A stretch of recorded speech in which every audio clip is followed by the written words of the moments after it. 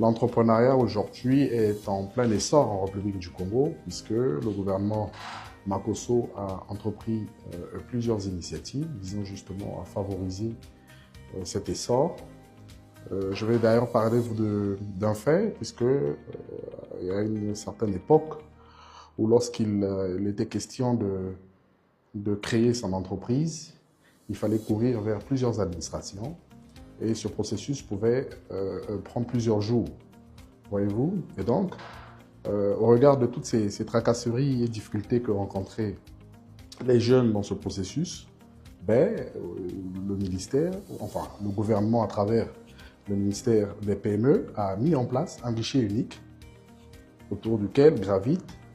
toutes les administrations qui participent justement à la création de l'entreprise. Pour une opération qui jadis prenait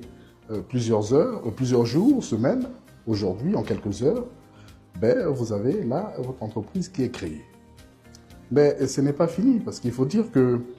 pour créer l'entreprise, il y avait un coût. Et je me rappelle, nos aînés à l'époque pouvaient débourser jusqu'à 3 millions dans le cadre des formalités administratives. Tout ceci a permis à ce que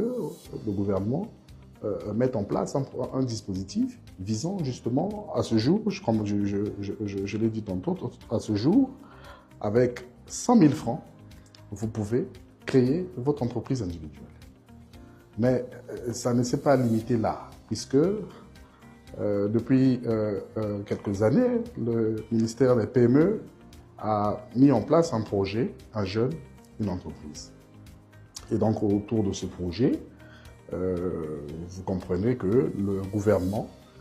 a, sur ces 100 000 francs qui sont destinés à la création d'une entreprise, le gouvernement et ses partenaires supportent les 3/4 de ce montant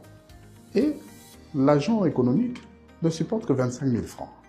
Donc, à côté du fait qu'en quelques heures, vous avez votre entreprise, mais le coût également est aujourd'hui réduit à un quart des 100 000 dont je venais d'évoquer.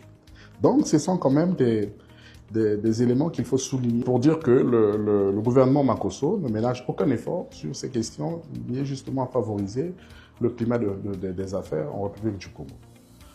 Et il faut également rappeler que ces initiatives ne se sont pas limitées là, puisque nous savons combien est-ce que une entreprise dirigée par